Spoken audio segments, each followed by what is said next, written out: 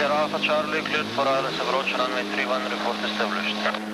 Cleared to ILS approach, 31, call you established. Sierra Alpha Charlie. Sierra Alpha Charlie. Ja, poslušam. Maybe naredili zdaj localizer approach do minimuma, potem pa low circuit za stezo 1-3 pa go around, če se bi dal to narediti. Sierra Alpha Charlie, cleared for localizer approach and will be approved. Okay, thank you. Localizer approach, after that low circuit for runway 13 and mid approach procedure direct Kilo Alpha Mike 4600. Confirm? Drži, ja. Thank you. V Škofji Loki na trati imamo 3 take letalne naprave, zelo enostavne, pa v bistvu za našo Slovenijo so kar take, da se jih da v takem kratkem času preleteti, v bistvu vse posod pristati. Pristajati rab zelo malo, tam v cirka 100 metrov, če so ugodni pogoji. In za vzleteti pa včasih še manj kot 100 metrov. Zdaj tu je tako, da niso okoli kakšne velike hiše ali pa kakšni električni drogovi. In se da kar tako zelo hiter pa zelo enostavno za to zadevo leteti. Ta zadeva je zelo enostavna, v bistvu ima samo eno krilo in to je v bistvu krilo, ena taka pogruntavščina, ki so jo pogruntali nekje v Ameriki, dol v Kaliforniji, tam so precej taki, ki so majhen bolj napredni. To je samo leteče krilo, take majhen bolj špičaste oblike. Ta kril se kar sam stabilizira, ima kar konstantno svojo hitrost. Edino za zavoje mu je treba majhen težje prenašati levo pa desno. Tako da v bistvu se leteti za tako napravo lahko naučiš v 5 do 8 urah. V bistvu tistega, kjer ga ni strah letenja, lahko leti po moje, da skoraj prej vzleti, kakor pa če bi delal en izpit za avto, ker je izpit za avto, če nikoli nisi prej avtomobila videl tako kakor aeroplana, v bistvu glih tako zahteven. No, zdaj pa sama letalna naprava je zelo enostavna. Zložimo jo v bistvu iz tega spodnjega dela, pa samega krila. Je zložljiva, tle v sami sredini je prepogibna, tako da celo krilo nahnemo naprej, ga odklopimo od tega spodnjega dela.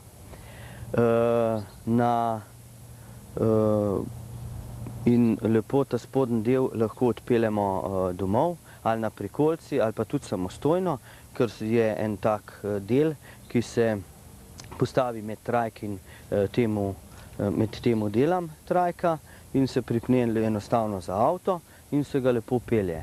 Tako da v bistvu ga lahko imamo spravljenega doma v garaži in ga lahko lepo doma tudi pregledamo, da je vse z njim v redu. Krilo samo je pa tudi zložljivo. Krilo se zloži v tako podolgovato vrečo, 5,5 metrov pride dolga, ki jo lahko tudi naložimo na avto in lahko vse lepo pospravimo. Tako da za take letalce, individualne letalce, ki radi letijo ali pa ki imajo veselje v tem, da bi leteli, v bistvu je taka naprava zelo, zelo primerna. Koliko je pa varno?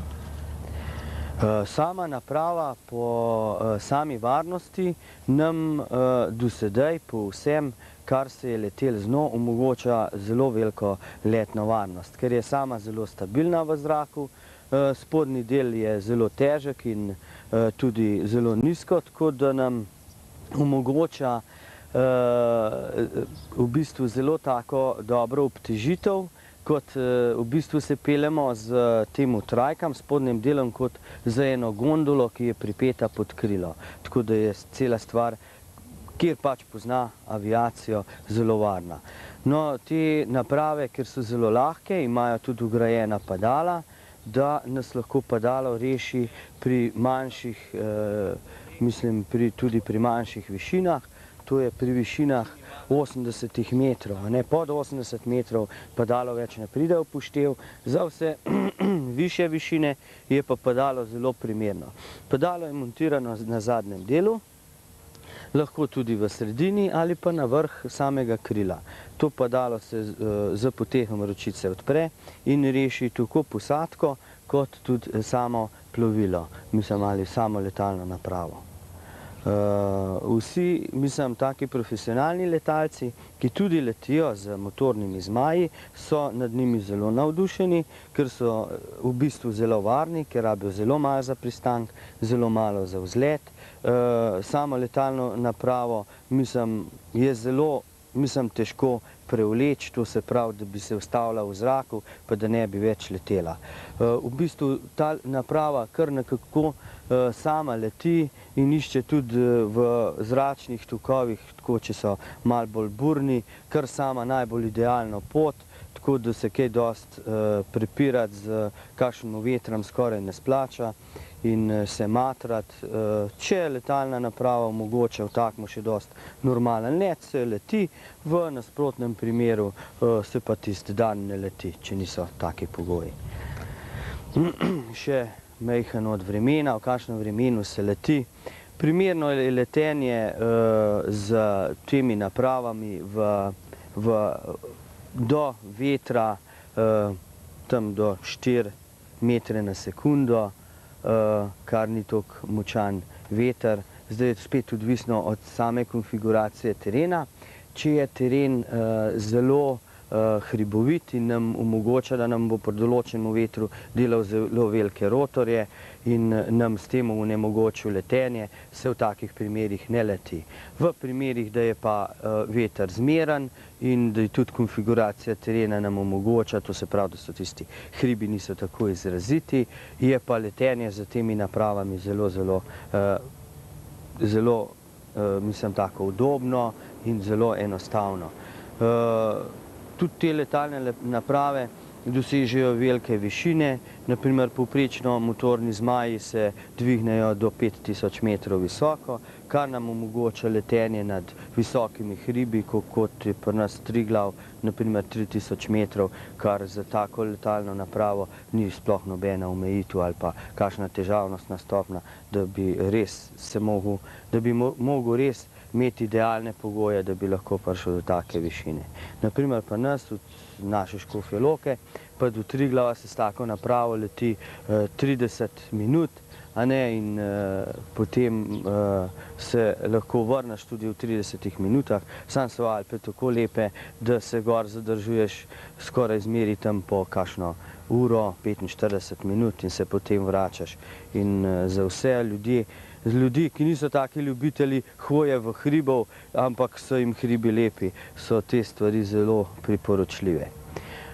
Sama vožnja, samo počutje pri letenju, če je zelo mirno, je v bistvu tako, kot bi letel z vespo, kot se bi peljal z vespo po cesti. Razen, da je tukaj še ena dimenzija, to je višina, ki je na cesti nimamo. Mislim, da za vse ostale občutke je pa skoraj isto. Zadeva leti povprečno 80 km na uro. To je tako, kot en tak povprečen motor ali pa vespa, se tudi peleš s tako hitrostjo.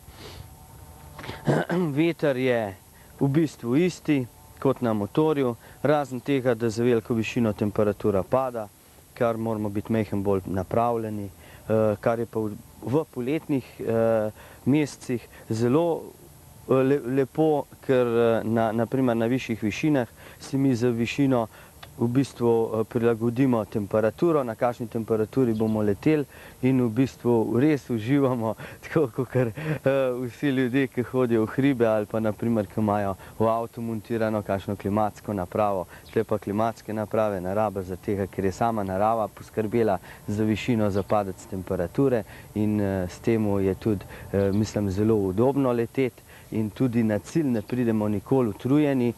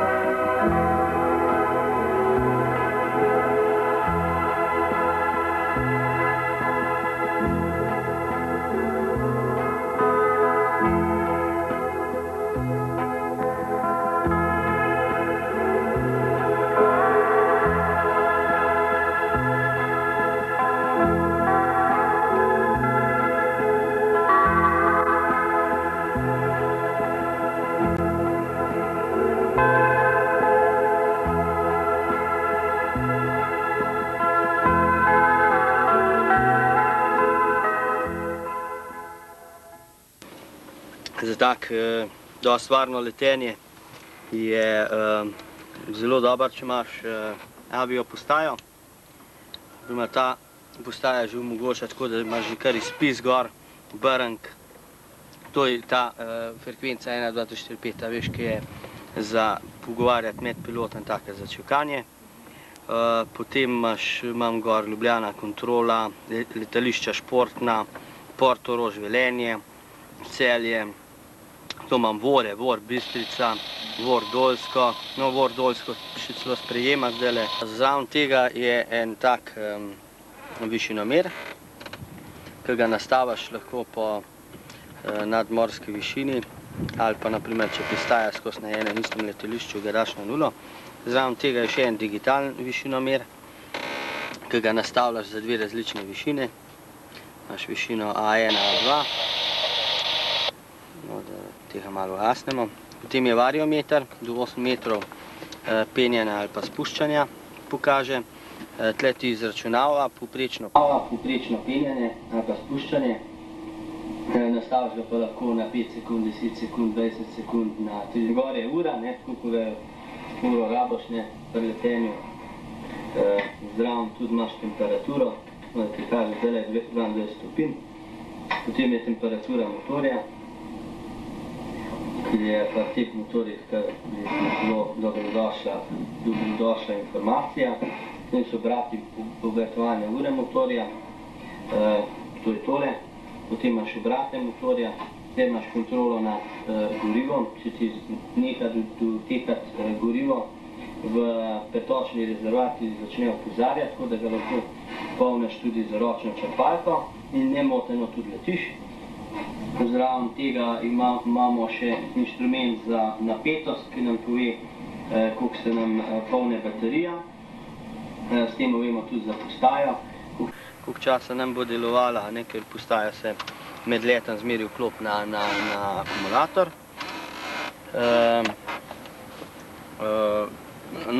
Zelo važen je pri potovanju kompas. Kompas je zelo dober, čeprav se danes uporablja največ GPS, ker je GPS že zelo pocen, da se ga kupiti že pri nas za cirka 400 mark. In to zelo dobrega, tak Megaland 3000, ki ti res omogoča tak letenje, mislim, brez vsakih pomislekov. Tukaj je še kontrola obeh 2 ožigov, ker motorji za aviacijo so ponavadi opremljeni z 2 ožigam. To je pa izvedba za kontrolo. Pred poletanjem izklopimo en in drug ožig, s tem prekontroliramo, da res oba 2 ožiga tudi delujeta.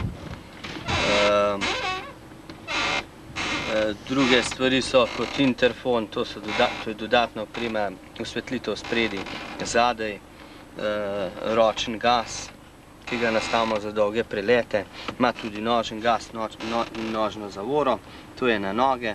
Ima glih tako kot avto tudi zavg, to je majhen drugač, kakor pa v profesionalni aviaciji. Tam je ta zavg drugač izveden, ker izvedba samega uplinjača tudi drugačna.